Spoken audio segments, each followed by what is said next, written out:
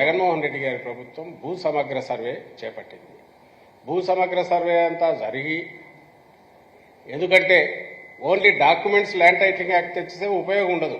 Land ఒకరి చేతిలో ఉంటుంది, ఇది ఇంకొకరి చేతిలో ఉంటుంది. ముందు ఓనర్ను ఫిక్స్ చేసుకుంటూ వచ్చి అది ఫైనలైజ్ అయ్యాక డిస్ప్యూట్స్ ఏమైనా ఉంటే దాన్ని కూడా సపరేట్ పెట్టి ఇవన్నీ అయిన తర్వాత ఫైనల్గా అంతా అయిపోయాక ల్యాండ్ టైటిలింగ్ యాక్ట్ వస్తే దానికి ఏదైతే ఆ యాక్ట్ దేని మీద అయితే ఇచ్చేయాలనో ఆ భూములకు సంబంధించి ఒక స్పష్టమైన చిత్రం ఉంటుంది. కాబట్టి ఇంప్లిమెంటేషన్ అనేది షూర్గా సక్రమంగా పర్ఫెక్ట్గా జరుగుతుంది. ఓనర్కు పూర్తి దాని మీద రైట్ ఉంటుంది. అక్కడి నుంచి జరిగే ప్రతి డివిజను సబ్ డివిజన్లన్నీ కూడా దాంట్లో రికార్డ్ అవుతుంటాయి. ఇది ఆలోచన.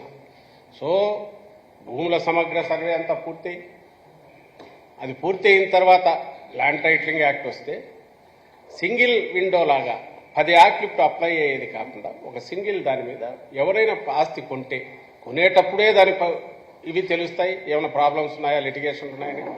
కొన్న తర్వాత నిశ్చింతగా ఉండొచ్చు, ఎందుకంటే ఇంకా దాన్ని ఎవరు ఏమీ చేయలేరు.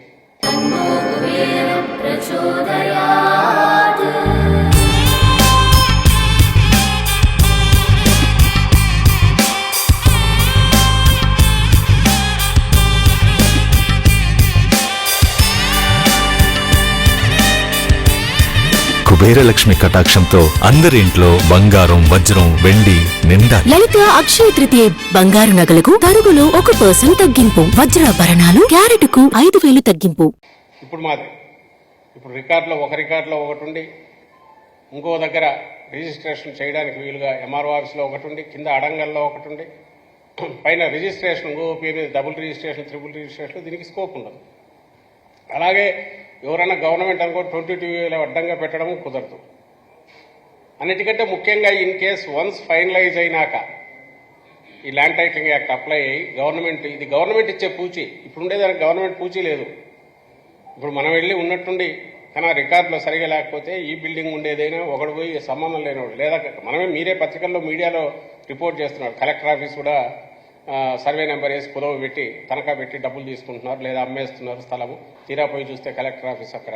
ఎందుకంటే ఇంతకాలం జరుగుతున్నది పేపర్ల మీద ఉండే దాని మీద రికార్డు బిల్డ్ అవుతుంటుంది, యాక్చువల్ గ్రౌండ్ మీద ఇంకోటేదో ఉంటుంది. అలాంటిది దీని ద్వారా గ్రౌండ్ మీద ఏముందనేది తీసుకుని దాని మీద రికార్డు బిల్డ్ చేసి పర్మనెంట్ ఒకసారి చేశాక గవర్నమెంట్ పూచి ఇస్తుంది దానికి. రామకృష్ణారెడ్డి ఇది ల్యాండ్ కొన్నాడు, తనకు సంబంధించిన ల్యాండ్ టైటిలింగ్ యాక్ట్ వచ్చినాక అతను అయితే ఏ కారణాల వల్ల ఫర్దర్ దాని మీద అది కాదు అని తేలితే అది గవర్నమెంట్ రెస్పాన్సిబిలిటీ. అంటే ఇన్ష్యూర్ చేస్తున్నారు, పూచి ఇస్తుంది గవర్నమెంట్, కాంపెన్సేషన్ పే చేయాల్సి వస్తుంది. ఇది ఇంత సేఫ్టీ ఇది ఉంది. ఇది జగన్మోహన్ రెడ్డి గారు ఫీల్ కావడం కాదు, అపోజిషన్గా ఉన్న తెలుగుదేశం పార్టీ పూర్తి దానికి ఆమోద ముద్ర వేసి ఆ రోజు మాట్లాడింది ఇప్పుడు చూపించాం.